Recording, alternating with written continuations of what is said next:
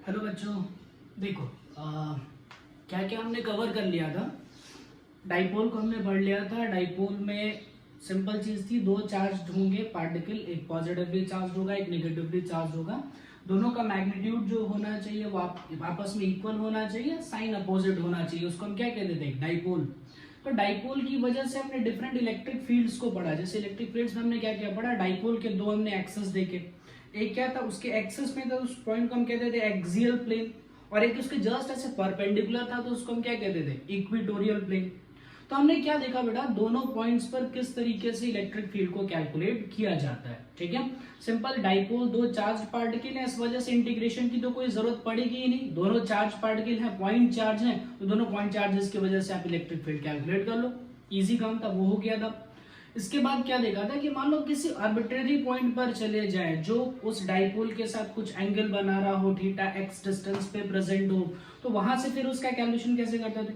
तो उसके लिए बहुत सिंपल सी ट्रिक सोची कि डाइपोल मूवमेंट को ही रिजॉल्व कर ले। तो डाइपोल दो बन गए थे उसमें, एक वैसे रेड कलर का बनाया था, एक ब्लू कलर का बनाया था। मतलब क्या, एक डाइपोल क्या एक्सेस पे आ गया और दूसरे के लिए वो पॉइंट डाइपोल के कौन से पॉइंट पर आ, इक्वेटोरियल पॉइंट पे। फिर दोनों की इलेक्ट्रिक फील्ड निकाल करके उस इलेक्ट्रिक फील्ड का हमने वेक्टर एडिशन कर लिया था। वो सिंपल काम था, वो हो गया था। ठीक है, देखो नेक्स्ट एक और ऐसे पॉइंट को समझते हैं कि डाइपोल को अगर हम क्या करें, किसी इलेक्ट्रिक फील्ड में डाल दें। Dipole in an electric field, कि अगर एक इलेक्ट्रिक फील्ड ऑलरेडी एग्जिस्ट करती है, उसमें अगर हम उस डाइपोल को डाल दें तो उस डाइपोल पे क्या फर्क पड़ने वाला है, उस डाइपोल के साथ क्या क्या चेंजेस आने वाले हैं। पहले चीज एक बात समझ लेना, इस टॉपिक में दो सब टॉपिक्स होंगे। ठीक है, इलेक्ट्रिक फील्ड जो होगी ये दो टाइप की कर सकते हैं बेटा। एक हम कर सकते हैं यूनिफॉर्म, ठीक है, और एक कर सकते हैं नॉन यूनिफॉर्म। तो जेडब्ल्यू वालों को तो दोनों ही पढ़ना है, यूनिफॉर्म और नॉन यूनिफॉर्म। लेकिन जो बोर्ड और नीट के लिए कर रहे हैं उनको सिर्फ कौन सा पढ़ना है? यूनिफॉर्म इलेक्ट्रिक फील्ड के बारे में डिस्कशन करना है। अब देखो यूनिफॉर्म और नॉन यूनिफॉर्म का मतलब क्या होता है। आपने यूनिफॉर्म फील्ड्स का मतलब ऐसा होता है बेटा कि उसमें जो फील्ड लाइंस होती हैं वैसे पैरेलल चलती हैं। पैरेलल चलने का मतलब आपको एक चीज बताया था मैंने कि जैसे मैग्नेटिक फील्ड की प्रॉपर्टीज होती हैं बेटा, वैसे ही इलेक्ट्रिक फील्ड की प्रॉपर्टीज होती हैं।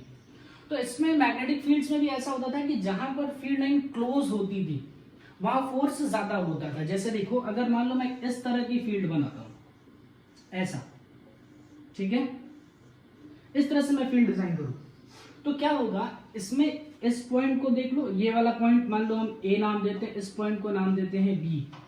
ठीक है, तो ए पे क्या है, फील्ड्स एकदम पास पास है, बी पे वही फील्ड्स थोड़े दूर दूर है। मतलब यहां पर अगर मैं कोई चार्ज पार्टिकल को रखूंगा तो यहां जो फोर्स लगेगा वो ज्यादा लगेगा। यहां पर जो इलेक्ट्रिक फील्ड है, electric field strength, electric field strength यहां पर क्या होगी? ज्यादा। लेकिन अगर मान लो बी पॉइंट के बारे में डिस्कशन करो तो यहां पर फोर्स भी कम आएगा और इलेक्ट्रिक फील्ड स्ट्रेंथ भी कम आएगी। ठीक है, लेकिन सोचो जरा यहां पर क्या होगा। मान लो यहां पर मैं दो पॉइंट सपोज करता हूं ए, और यहां पर एक पॉइंट सपोज करता हूं बी। यहां पर लाइंस कैसी चल रही है? पैरेलल चल रही है, यूनिफॉर्म चल रही है। यूनिफॉर्म का मतलब ये होता है एक जैसा, सिमिलर, एक जैसा चलाते जाओ। मतलब ए और बी पॉइंट पे, दोनों पॉइंट पे अगर मैं फोर्स कैलकुलेट करूं तो फोर्स ए पॉइंट का फोर्स बी पॉइंट का बराबर रहेगा। यानी इलेक्ट्रिक फील्ड ए पॉइंट की और इलेक्ट्रिक फील्ड बी पॉइंट के दोनों फील्ड स्ट्रेंथ क्या आएंगी? इक्वल ही आएंगी। तो जब इस तरह का यूनिफॉर्म मान लो इलेक्ट्रिक फील्ड है, इसमें मैं एक डाइपोल को रख दूं तो उससे क्या फर्क पड़ेगा, और एक नॉन यूनिफॉर्म में रखूंगा तो उस पर क्या फर्क पड़ेगा। नॉन यूनिफॉर्म ध्यान रहे बेटा, मेनली जेडब्ल्यू वालों के लिए है, तो नीट वाले चाहे तो उसको स्किप कर सकते हैं। ठीक है, तो चलो पहला पार्ट स्टार्ट करते हैं। यूनिफॉर्म इलेक्ट्रिक फील्ड है तो उसमें कैसे काम करना है। देखो, यूनिफॉर्म इलेक्ट्रिक फील्ड के बारे में थोड़ा डिस्कशन आगे बढ़ाते हैं। हमें क्या करना है, एक डाइपोल को उठा करके यूनिफॉर्म इलेक्ट्रिक फील्ड में डालना है। तो देखो, पहले मैं एक यूनिफॉर्म इलेक्ट्रिक फील्ड ड्रॉ कर रहा हूं, ठीक है, और सिंपली क्या किया, यहां पर एक डाइपोल रख दिया। तो डाइपोल क्या होगा बेटा, दो पॉइंट चार्जेस होते हैं डाइपोल में। मान लो यहां पर एक पॉजिटिव चार्ज हो गया, यहां पर एक नेगेटिव चार्ज हो गया। It is separated by a distance of 2a, इसी को डाइपोल कहते हैं। मान लो ये चार्ज q, ये वाला चार्ज भी q। ठीक, मैंने आपको बताया भी था कि अगर आपको फोर्स निकालने में कभी दिक्कत होती है कि फोर्स का डायरेक्शन क्या होगा, तो उसके लिए ऐसे सोच सकते हो कि सर ये जो इलेक्ट्रिक फील्ड इमर्ज हो रही है, जो इलेक्ट्रिक फील्ड निकल रही है, ये किसी न किसी पॉजिटिव प्लेट से निकल रही होगी इस तरीके से, ठीक है, और यहाँ पर वो नेगेटिव प्लेट पे जाकर के टर्मिनेट हो रही होंगी। अब जरा सोचो इस डाइपोल पे फोर्सेस किस तरह से लगेंगे। ये नेगेटिव वाला इससे रिपेल करेगा, ये पॉजिटिव वाला इससे रिपेल करेगा। मतलब इस पॉजिटिव चार्ज पे जो फोर्स का डायरेक्शन होगा वो ऐसे अंदर की तरफ आएगा, ठीक है, और इस नेगेटिव चार्ज पे जो फोर्स का डायरेक्शन होगा वो ऐसे अंदर की तरफ आएगा, ठीक। अच्छा बेटा, फोर्स का फॉर्मूला क्या होता है? देखो, इलेक्ट्रिक फील्ड को हमने डिफाइन किया था, electric field is defined as force per unit charge. तो force is defined as electric field multiplied by charge, ठीक है, ये हुआ था ना। यहां से भी दिख रहा होगा बेटा कि इलेक्ट्रिक फील्ड का डायरेक्शन और फोर्स का डायरेक्शन सेम होता है अगर चार्ज हमारा पॉजिटिव है तो, ठीक है, लेकिन अगर चार्ज नेगेटिव है तो इलेक्ट्रिक फील्ड का डायरेक्शन और फोर्स का डायरेक्शन जो है वो एक दूसरे के एंटी पैरेलल आएंगे। जैसे यहाँ रख करके देख लो, अगर मैं चार्ज को मान लो पॉजिटिव रखता हूँ, ठीक है, और एक बार चार्ज को नेगेटिव रखता हूँ, तो यहाँ पर force is equal to Q into E, यानी कि पॉजिटिव साइन के साथ नहीं आएगा, यानी जो फोर्स का डायरेक्शन है वही इलेक्ट्रिक फील्ड का डायरेक्शन है। अगर यहां पर रखता हूं force is equal to Q into E, तो क्यू के साथ में एक नेगेटिव साइन लगाना पड़ेगा ना, यानी यहां पर क्या होगा, इलेक्ट्रिक फील्ड के डायरेक्शन को अगर मैं एक नेगेटिव से मल्टीप्लाई करूं, यानी उसके डायरेक्शन को रिवर्स करूं, then we will get the direction of force, ठीक है। देख लो यहां पर भी एग्जैक्टली वही हो रहा है। इलेक्ट्रिक फील्ड ऐसे है, पॉजिटिव चार्ज रखा मैंने तो ऑब्वियसली फोर्स उधर ही लग रहा है, नेगेटिव चार्ज रखा तो एक नेगेटिव साइन के साथ, मतलब इलेक्ट्रिक फील्ड के अपोजिट डायरेक्शन में आना चाहिए, इलेक्ट्रिक फील्ड ऐसे, फोर्स इस तरीके से। अब देखो ये कैसा फील्ड है, यूनिफॉर्म, यानी यहां पर इलेक्ट्रिक फील्ड की वैल्यू क्या है, कांस्टेंट है ये, ठीक है। तो ऐसे लिखता हूं, ये फोर्स ऑन पॉजिटिव चार्ज, ये फोर्स ऑन नेगेटिव चार्ज। मान लो फोर्स ऑन पॉजिटिव चार्ज लिखूंगा तो लिखूंगा Q into E, force on negative charge लिखूंगा तो आएगा बेटा क्यू इंटू ई। दोनों का क्यू क्या है, सेम, दोनों पे लगने वाली इलेक्ट्रिक फील्ड्स भी क्या है, सेम, यानी दोनों फोर्सेस जो हैं वो आपस में इक्वल आएंगे। यानी इस डाइपोल पे लगने वाला नेट फोर्स अगर निकालूं तो नेट फोर्स कितना आएगा, 0, क्योंकि ये फोर्स और ये फोर्स एक दूसरे को क्या कर देंगे, कैंसिल आउट कर देंगे, तो नेट फोर्स हमारा आ जाएगा 0। तो ये यूनिफॉर्म में रखने से तो कोई फर्क ही नहीं पड़ा, इलेक्ट्रिक फील्ड कैसा भी हो, डाइपोल तो मूवमेंट ही नहीं कर रहा, ठीक है। लेकिन क्या होगा अगर मैं डाइपोल को थोड़े से एंगल पे रखूं, जरा नेक्स्ट ये सोचना है हमें कि अगर हम डाइपोल को थोड़े से एंगल पे रखते हैं तो क्या होगा। ये तो केस 1 हो गया, केस 1 में डाइपोल जो है वो इलेक्ट्रिक फील्ड के पैरेलल है या एंटी पैरेलल है, ठीक है। जो हमने डाइपोल रखा है पैरेलल टू इलेक्ट्रिक फील्ड, ये पहला केस हो गया कि अगर हम पैरेलल रखें तो कोई फर्क ही नहीं पड़ेगा, नेट फोर्स कितना आ जाएगा, 0। लेकिन अगर थोड़े से एंगल के साथ रखा जाए तो क्या फर्क पड़ता है, ठीक है। इसका स्क्रीनशॉट लो, मैं एंगल वाला बनाता हूं डायग्राम। देखो मैं इलेक्ट्रिक फील्ड ड्रॉ कर रहा हूं, उसमें डाइपोल को किसी एंगल पे रखता हूं, ये चलिए हमारा इलेक्ट्रिक फील्ड हो गया, यूनिफॉर्म है इसलिए इलेक्ट्रिक फील्ड्स में से पैरेलल बना रहा हूं, ठीक है। ओके देखो मान लो मैं यहां पर एक डाइपोल रखूं, डाइपोल मतलब क्या बेटा, एक पॉजिटिव चार्ज और एक नेगेटिव चार्ज। तो सपोज करो मैंने एक से पॉजिटिव चार्ज यहां रख दिया, एक नेगेटिव चार्ज यहां रख दिया, ठीक, separated by a distance of 2a, ये हो गया एक डाइपोल। अब देखो होगा क्या, ऐसे सोचना है फिर से वही, यहां पर पॉजिटिव प्लेट रही होगी और यहां पर एक नेगेटिव प्लेट रही होगी। पॉजिटिव और नेगेटिव में क्या होगा, अट्रैक्शन, ये नेगेटिव और इस पॉजिटिव में क्या होगा, अट्रैक्शन। यानी अगर मैं फोर्स का डायरेक्शन लिखूं तो इस पॉजिटिव चार्ज पे फोर्स का डायरेक्शन ऐसा बैठेगा और इस नेगेटिव चार्ज पे फोर्स का डायरेक्शन ऐसे बैठेगा। ध्यान रहे बेटा, अभी हमने प्रीवियस ही कैलकुलेट किया, दोनों फोर्सेस इक्वल होंगे और दोनों फोर्सेस की वैल्यू होगी Q इंटू ई, ठीक है। अब मैं इसको एक सिस्टम मानता हूं, देखो F नेट लिखता हूं, नेट फोर्स लिखूं तो F फोर्स इधर पॉजिटिव एक्सिस पे और F फोर्स इधर नेगेटिव एक्स एक्सिस पे, दोनों की वैल्यू सेम, तो F नेट तो फिर से 0 आ गया। लेकिन इसका मतलब ये नहीं कि डाइपोल के साथ अब कुछ होगा नहीं। देखो सर दिमाग लगा के सोचो, मैं क्या करूं, मान लो ऐसे एक पेन रखा है, ठीक है, इस वाले पॉइंट को उधर खींच रहा हूं, इस वाले पॉइंट को इधर खींच रहा हूं, तो धीरे धीरे ये पेन जो है ना बेटा ऐसे सीधी हो जाएगी, दिख रहा है, ऐसे रख के देखो, इस वाले को उधर खींचो, ये वाले इधर खींचो, धीरे धीरे ये पेन जो है ऐसा सीधा हो जाएगा। मतलब चलो ये चीज जो होगी, इस पे लगने वाला नेट फोर्स 0 है, लेकिन एक छोटा सा फैक्टर और काम करेगा, वो होगा रोटेशन। ठीक है क्या? और रोटेशन के लिए क्या रिस्पॉन्सिबल होते हैं? रोटेशन जब भी हम लोग डिस्कस करते हैं तो फोर्स की जगह पर एक नया वर्ड लेके आते हैं, वो कौन सा लिखते हैं? टॉर्क। तो चलो हम यहाँ पर टॉर्क लिखते हैं।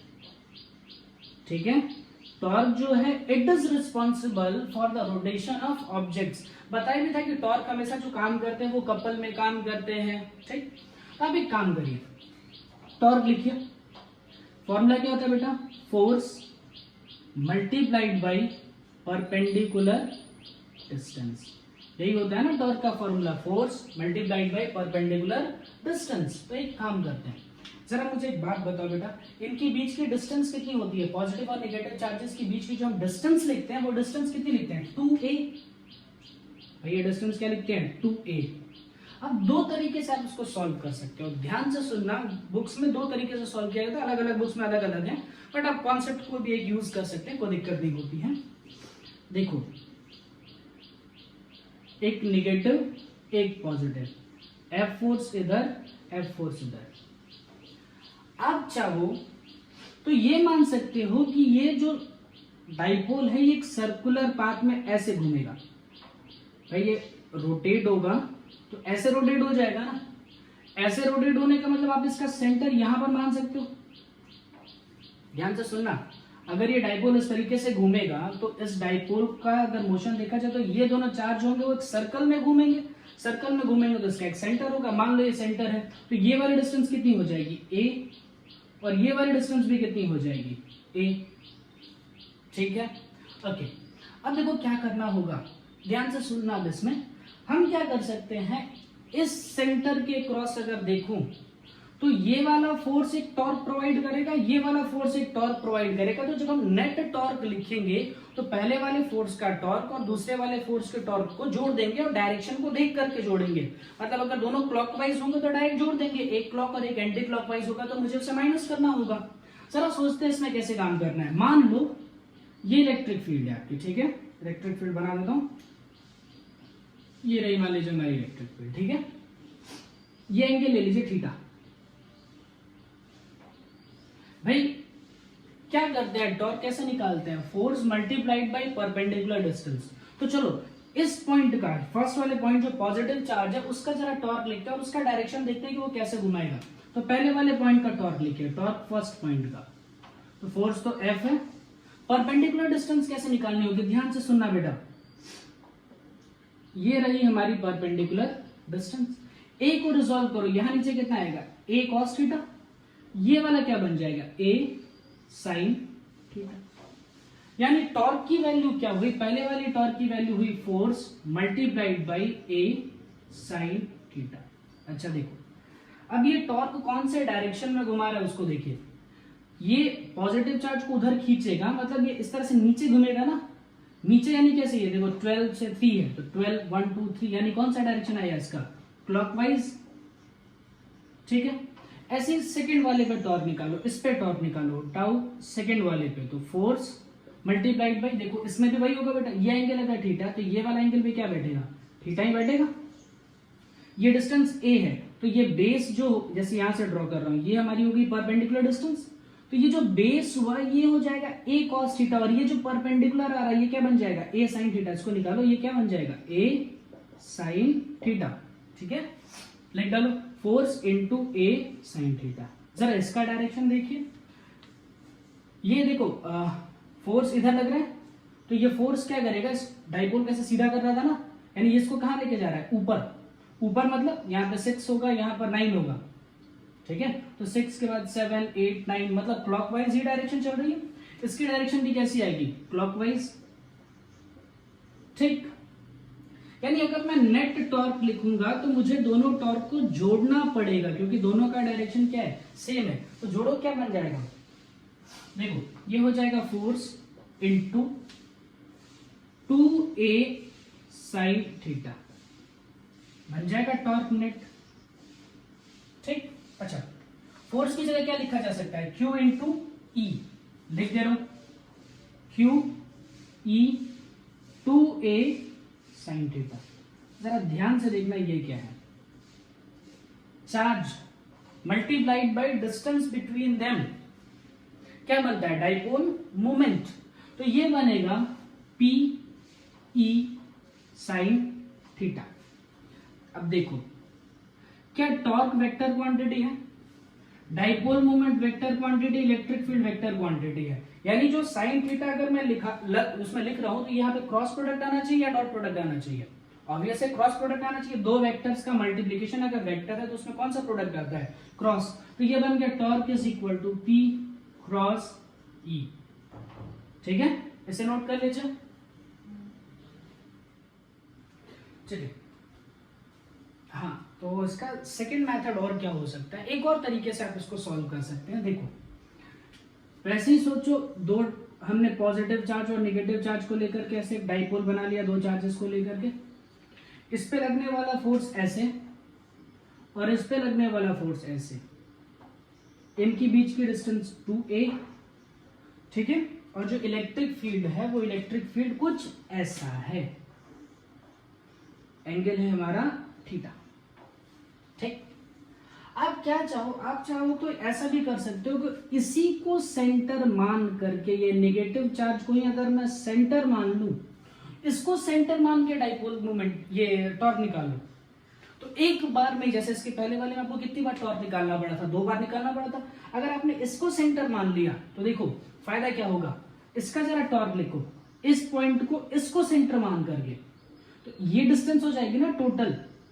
अब ऐसे देखो, ये इलेक्ट्रिक फील्ड हुई ना, नहीं समझ रहे, ये इलेक्ट्रिक फील्ड हो गई, ठीक है। 2a को रिजॉल्व करो, तो 2a को जब रिजॉल्व करोगे बेटा, ये थीटा है तो ये भी थीटा होगा। अब ये सेंटर है, तो सेंटर से इस फोर्स की परपेंडिकुलर डिस्टेंस तो ये हुई ना, ठीक है। तो 2a को रिजॉल्व करो, यहां पर कितना आ जाएगा, 2a cos थीटा, और ये वाला कितना हो जाएगा, 2a sin थीटा, ठीक है। यानी हम पहले वाले का, ऊपर वाले का टॉर्क लिखे, पहले वाले का टॉर्क लिखे, तो हो जाएगा force multiplied by 2a sin theta. ठीक, ओके। इसको सेंटर माना था, मान लो मैं यहां का टॉर्क लिखता हूं सेकेंड वाले चार्ज पार्टिकल का, तो यही फोर्स है बेटा और यही सेंटर है, तो इससे इसकी परपेंडिकुलर डिस्टेंस ही कितनी हो गई, 0। भाई टॉर्क के लिए क्या होता है, फोर्स इनटू परपेंडिकुलर डिस्टेंस, लेकिन यहां से अगर देखो तो फोर्स यही है, इसी लाइन पे है और वही सेंटर है, तो ये तो कोई इसको रोटेशन दे ही नहीं सकता ना, मतलब इस पॉइंट का टॉर्क कितना हो गया, 0। अब नेट टॉर्क आपको मिलेगा तो यही तो टॉर्क हो जाएगा, तो नेट टॉर्क ये हो जाएगा force multiplied by 2a sin theta. ठीक है क्या, मतलब दो तरीके थे, आपने दोनों पे अलग अलग टॉर्क लेकर के जोड़ दिया तो भी चलेगा, आप इसको सेंटर मान के एक ही बार में टॉर्क निकाल लीजिए तो भी चलेगा, कोई दिक्कत नहीं होती है। चलिए यहाँ पर फोर्स की जगह लिख दीजिए बेटा Q इंटू ई, देखो एग्जैक्टली बिल्कुल सेम आएगा।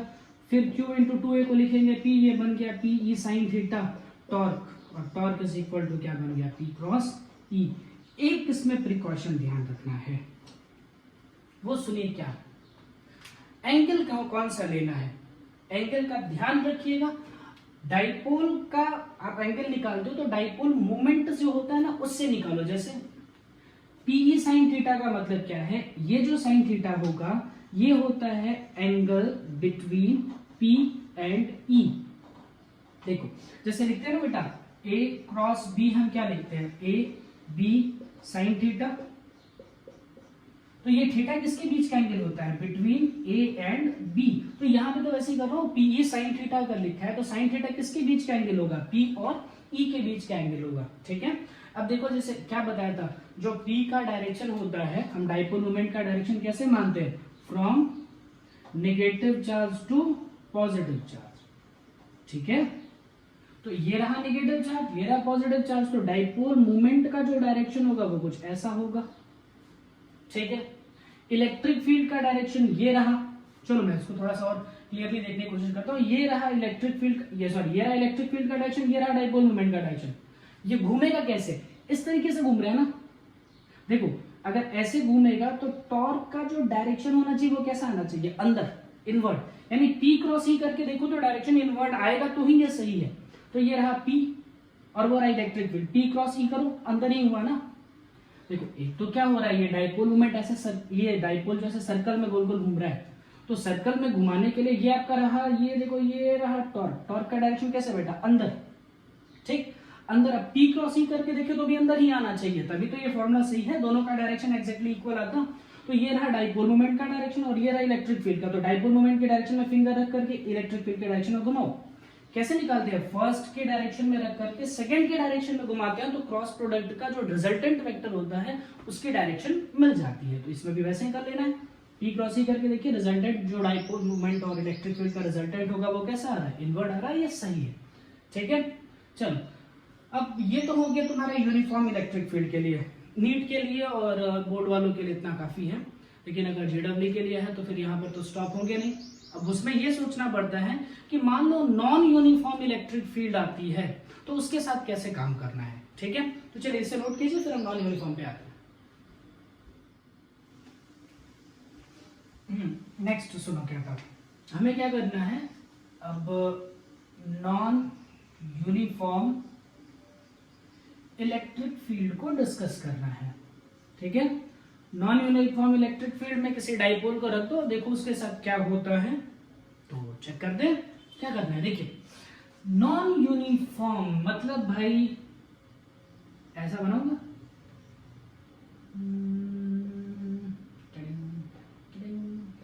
ठीक है। अब देखो क्या करना होगा, मान लो यहां पर एक पॉइंट सपोज करते हैं ए, यहां पर एक पॉइंट सपोज करते हैं बी, ठीक है। तो जो ए वाला है वहां पर फील्ड स्ट्रेंथ क्या है, ज्यादा है, बी पे जो फील्ड स्ट्रेंथ है वो क्या है, कम है। यानी यहाँ पर इलेक्ट्रिक फील्ड जो होगी वो ज्यादा होगी, यहाँ पर इलेक्ट्रिक फील्ड जो होगा वो कम आएगा।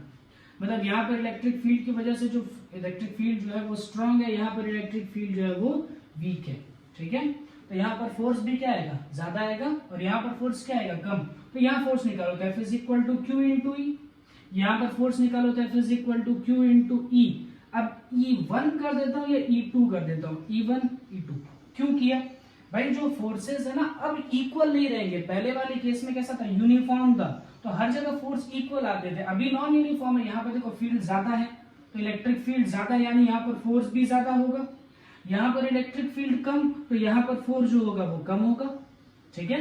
अब जैसे देखो क्या करूं मैं, इसी में यहाँ पर एक डाइपोल रखता हूँ। चलो इस डाइपोल को जरा सोचना, एक मैंने इसे पॉजिटिव चार्ज रखा और यहाँ पर एक नेगेटिव चार्ज रख दिया, ठीक है। ये डाइपोल ऐसा रख दिया, they are separated by distance of 2a। तो देखो क्या सपोज करना बताया था बेटा, इलेक्ट्रिक फील्ड ऐसे निकल रही है और यहाँ पे टर्मिनेट हो रही है, मतलब यहाँ पे कौन सा प्लेट मान लो, एक नेगेटिव प्लेट मान लो और यहाँ पर एक पॉजिटिव प्लेट मान लो। तो क्या होगा, पॉजिटिव और पॉजिटिव रिपेल करेंगे, नेगेटिव और नेगेटिव रिपेल करेंगे। यानी अगर मैं इसका फ्री बॉडी डायग्राम बनाऊं तो पॉजिटिव और ये रहा negative separated by a distance of 2a, ठीक है। तो ये दोनों एक दूसरे को रिपेल कर रहे हैं, ये दोनों एक दूसरे को रिपेल कर रहे हैं, मतलब इस पे लगने वाला फोर्स ऐसे होगा, इस पे लगने वाला फोर्स ऐसे होगा। ये वाला फोर्स हमने माना F1 और ये वाला माना F2, ऐसे लिखो। F net is equal to यहाँ पर क्या हो जाएगा, F1 माइनस F2। क्यों, क्योंकि ये वाला फोर्स क्या है, ज्यादा है, ये वाला फोर्स क्या है, कम है, इसलिए नेट फोर्स क्या लिखा मैंने, F1 माइनस F2, ठीक है। F1 की जगह क्या डाला जा सकता है, Q into E1 minus Q into E2। Q common आ जाएगा, क्या बना बेटा, E1 माइनस E2, ठीक है। अच्छा देखो एक बात बताओ, अभी तक हम लोग जो भी फोर्स या फिर जो भी फील्ड रूट निकाल रहे हैं वो सारे के सारे किस फॉर्म में निकालते हैं, ये जो डाइपोल होता है, डाइपोल की जो हम डाइपोल मोमेंट लिखते हैं उसी के टर्म्स में सारी चीजें निकाली जाती है ना। डाइपोल मोमेंट का direction from negative to positive, तो इसको भी डाइपोल मोमेंट के डायरेक्शन में निकालो या उसके टर्म्स में निकालो। तो क्या किया मैंने यहाँ पे, डाइपोल मोमेंट क्या होता है, फोर्स, कोई भी हम एक चार्ज पकड़े और उसको क्या करें, डिस्टेंस से मल्टीप्लाई कर दें। मान लो डिस्टेंस 2a को मैं लिखता हूँ L, सपोज करो, ठीक है। तो ये लिखा मैंने L और यहाँ पर भी तो L लिखना पड़ेगा, तो भी दोनों बराबर रहेंगे ना, कोई फर्क नहीं पड़ेगा। Q इंटू ई को मैं क्या लिख सकता हूँ, F नेट के लिए Q इंटू ई को मैंने लिखा डाइपोल मोमेंट। अच्छा जरा ध्यान से देखना, ये क्या है, इलेक्ट्रिक फील्ड चेंज हो रहा है विथ रिस्पेक्ट टू लेंथ। ये कहीं हमने सुना है, कोई भी फिजिकल क्वांटिटी अगर लेंथ के साथ चेंज होती है या डिस्टेंस के साथ चेंज होती है तो एक वर्ड यूज करते हैं ग्रेडियंट, तो इसको कहते हैं इलेक्ट्रिक फील्ड ग्रेडियंट, ठीक है। और अगर बहुत छोटे लेवल पे आ जाओ तो बहुत छोटे लेवल पे यानी डिफरेंशियल लेवल पे हम क्या लिख सकते हैं, P dE divided by DL, ठीक है क्या। ये बहुत छोटे लेवल के लिए यूज करना है, ठीक, ये थोड़ा सा बड़े लेवल के लिए यूज किया जा सकता है, थोड़े बड़े इंटरवल के लिए यूज कर सकते हैं। क्या बोलते हैं इसको बेटा? इलेक्ट्रिक फील्ड का ग्रेडियंट, इलेक्ट्रिक फील्ड ग्रेडियंट। ठीक है, इसे नोट करो, फिर आगे चलते हैं। चलो, आपको फोर्स निकालना आ चुका, ठीक है, ग्रेडियंट है उसे हमने नोट कर लिया था। आगे चलते हैं, क्या कहना है इसमें, इलेक्ट्रिक फील्ड में किस तरीके से काम किया गया, या पूरा एक बार रिवाइज डाइपोल का सुन लो, उसके बाद एक हम क्वेश्चन कर लेते हैं। डाइपोल के लिए क्या क्या चीजें आपको दिमाग में रखनी है, डाइपोल एक इंपॉर्टेंट टॉपिक है, बार बार ये पूछा भी जाता है। तो देखो, पहली चीज ये पढ़ा हमने कि डाइपोल होता क्या है, ठीक है। इलेक्ट्रिक फील्ड पड़ी उसके एक्सिस पे कितना आया था 2kp/x³। फिर उसके इक्वेटोरियल प्लेन पे पड़ा, वहां पे कितना आया था बेटा kp/x³।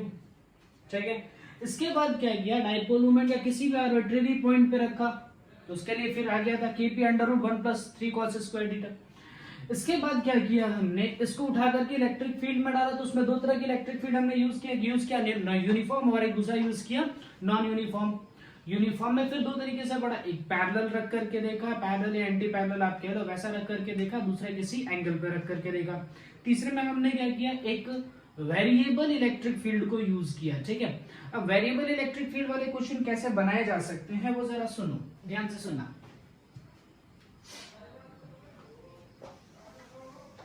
देखिए, मान लो ये हमारा कोऑर्डिनेट एक्सिस है, एक्स एक्सिस और ये वाई एक्सिस। ठीक, मैं कह रहा हूं इलेक्ट्रिक फील्ड जो है वो दी गई है 4x² + 3। मान लो ऐसा फंक्शन दिया गया 3x, 4x² + 3x। ठीक है, यानी x के साथ में इलेक्ट्रिक फील्ड जो है ये वेरी कर रही है, तो हमारा इलेक्ट्रिक फील्ड क्या हो गया बेटा, वेरिएबल। ठीक है, डिपेंड्स ऑन, इलेक्ट्रिक फील्ड जो है वो किस चीज पे डिपेंड कर रही है, तो electric field is a function of x। fx लिखते हैं, मतलब बेटा electric field is a function of fx। इसका मतलब क्या, x को बड़ा मतलब घटाएंगे बढ़ाएंगे तो इलेक्ट्रिक फील्ड भी उसके अकॉर्डिंग बदल जाएगी। ठीक है, अच्छा मान लो मैं इसमें रख दूं कि यहां पर एक डाइपोल रखा गया इस रीजन में कहीं पे, इस तरीके से, यहाँ पर एक पॉजिटिव चार्ज रखा गया, यहाँ पर एक नेगेटिव चार्ज रखा गया है, तो इस पे फोर्स कैलकुलेट करो, नेट फोर्स कितना आएगा वो कैलकुलेट करो। ठीक है, तो क्या करना होगा बेटा, जैसे मान लो ये 1 हो गया, ये 2, ये 3, ये 4, तो जो पॉजिटिव चार्ज है वो कहां पे रखा गया है, x = 2 पे रखा गया, और जो नेगेटिव चार्ज है वो कहां रखा गया है, x = 4 पे रखा गया। यानी आप इलेक्ट्रिक फील्ड निकाल लो 2 वाले पॉइंट पर और इलेक्ट्रिक फील्ड निकाल लो 4 वाले पॉइंट पे। तो सिंपली क्या करना है, यहाँ पर इलेक्ट्रिक फील्ड अगर 2 वाले पॉइंट पे निकालना चाहते हो तो यहाँ पर x की वैल्यू क्या पुट कर दोगे 2, और यहाँ पर क्या कर दोगे, x की वैल्यू क्या पुट कर दोगे 4, तो कोई न्यूमेरिकल वैल्यूज यहाँ मिल जाएंगे। यानी 2 वाले पॉइंट की इलेक्ट्रिक फील्ड मिल गई, इस पॉइंट की इलेक्ट्रिक फील्ड मिल गई। ठीक है, अब सिंपल क्या करना होगा, मान लीजिए मुझे नेट फोर्स निकालना है, तो पहले तो रख करके देख लेना, एक वैल्यू आएगी तो एक ग्रेटर आएगी, एक थोड़ी सी स्मॉलर आएगी। ठीक है, जैसे मान लो 4 रख करके देखते हो, कितना हो जाएगा 16, और ये 64 + 12, 64 प्लस ये कितना हो जाएगा 12। इसको सॉल्व करोगे 2 रख के देखोगे तो 16 + 6 यानी कितना आ जाएगा 22। इसको रख करके सॉल्व करोगे तो कितना हो जाएगा 76। मतलब ये वाला जो, हाँ यूनिट्स ध्यान रखना बेटा, यूनिट्स में बता दूं, यूनिट्स कैसे लिख रहे हैं बेटा, electric field is defined as force per unit charge. तो फोर्स की यूनिट न्यूटन, चार्ज की यूनिट कूलॉम, तो इसकी यूनिट आप देख सकते हैं बेटा न्यूटन पर कूलॉम, न्यूटन पर कूलॉम। ठीक है क्या, तो बस अब क्या करो, यहां से फोर्स लिखो, तो फोर्स जो है वो सेकंड वाले पॉइंट का लिखो, तो फोर्स इज इक्वल टू क्या होता है बेटा Q × E। ऐसे यहां पर लिखो फोर्स इज इक्वल टू क्या लिखोगे Q × E। ठीक है, तो यहाँ पर E4 के लिए तो फोर्स 4 वाले पॉइंट पर आ गया, E2 के लिए तो यहाँ 2 पे आ गया। ठीक है, तो कितना आ जाएगा 22Q, और ये वाला फोर्स कितना आ जाएगा 76Q। ठीक, अब चलो डायरेक्शन देखने के बाद मुझे पता चलेगा कि उन फोर्सेस को जोड़ना है या फिर माइनस करना है। तो देख लो यहाँ पे इलेक्ट्रिक फील्ड की डायरेक्शन मान लीजिए कुछ ऐसा दी गया, ऐसा कुछ दे दिया गया। ठीक है, तो पॉजिटिव चार्ज क्या होगा, जैसे इलेक्ट्रिक फील्ड की डायरेक्शन अगर ऐसे है, मतलब ऐसा सोच लो कि यहाँ पर एक पॉजिटिव प्लेट है और यहाँ पर एक नेगेटिव प्लेट है, तो ये भी रिपेल कर रहा है, ये भी रिपेल कर रहा है, मतलब फोर्सेस की डायरेक्शन इस तरीके से आ गए, एंटी पैरेलल। तो मुझे नेट फोर्स निकालने के लिए दोनों फोर्सेस को क्या माइनस करना पड़ेगा, दोनों को उठा के माइनस कर दो, तो F4 माइनस F2 कर दीजिएगा, यहां से आपको नेट फोर्स डाइपोल का मिल जाएगा। तो फिर आपके दिमाग में क्वेश्चन आता है, जब सर इतना ही सिंपल था तो आपने इसका एक डिफरेंशियल फॉर्म क्यों लिखवाया।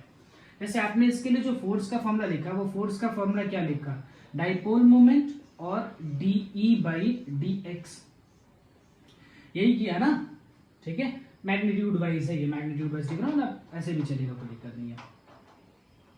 Force is equal to dipole moment into d E by d x. तो आपको क्या सर ये वाला फॉर्मूला कब यूज करना है, तो देखो इसमें क्या होगा, जब आपको क्वेश्चन में दिया जाएगा electric field is changing at a rate, ठीक है, या फिर electric field is a function x, वो इलेक्ट्रिक फील्ड जो होगा उसका रेट का कोई टर्म दिया गया होगा, उस टाइम पे इन चीजों को यूज करना है। जैसे मैं एक क्वेश्चन आपको कराता हूं, अभी एक काम करो, एक क्वेश्चन डिस्प्ले हो रहा होगा, इस क्वेश्चन को जरा एक बार ट्राई करो, तो वीडियो पॉज करके एक बार इस क्वेश्चन को ट्राई करो। चलो इस क्वेश्चन को सॉल्व करने की कोशिश करते हैं। मैंने जो इंपॉर्टेंट फैक्ट्स हैं वो इस क्वेश्चन में जो दिए गए हैं वो मैंने बोर्ड पे लिख रखे हैं। चलो पहले इनमें चीजों को देखते हैं। पहला पॉइंट क्या लिखता है, electric field is increasing at the rate of 10 to the power 5 newton per coulomb per metre in positive Z direction. यानी इलेक्ट्रिक फील्ड, पहली चीज दिमाग में दिख करके आती है कि इलेक्ट्रिक फील्ड वेरिएबल है, कांस्टेंट नहीं है। और क्या कह रहा है कि electric field is changing with respect to distance. मुझे कैसे पता चला, ध्यान से देखना, मैंने यूनिट्स देखी हैं। न्यूटन पर कूलम जो है ये इलेक्ट्रिक फील्ड की यूनिट है, पर मीटर जो है कहीं ना कहीं ये डिस्टेंस की यूनिट है। यानी electric field is changing with respect to distance, और वो डिस्टेंस कौन से डायरेक्शन के लिए हमने लिया, जेड डायरेक्शन के लिए लिखा डीई बाई डी जेड, और इस डीजी की वैल्यू है 10 टू द पावर 5। ठीक, फिर क्या कह रहे हैं, find torque if dipole moment is 10 to the power 7 coulomb metre. यानी चलिए डाइपोल मोमेंट आपको दिया गया है 10 टू द पावर -7, लेकिन भाई साहब ध्यान से सुनिएगा, dipole moment is a vector quantity, इसलिए इसमें दिया है इन निगेटिव जेड डायरेक्शन। यानी निगेटिव जेड डायरेक्शन का मतलब क्या हो जाएगा, एक्स के लिए आई, वाई के लिए जे, और जेड के लिए क्या लगाते हो के, तो निगेटिव जेड के लिए क्या होगा माइनस के। ये हो गया आपका डाइपोल मोमेंट।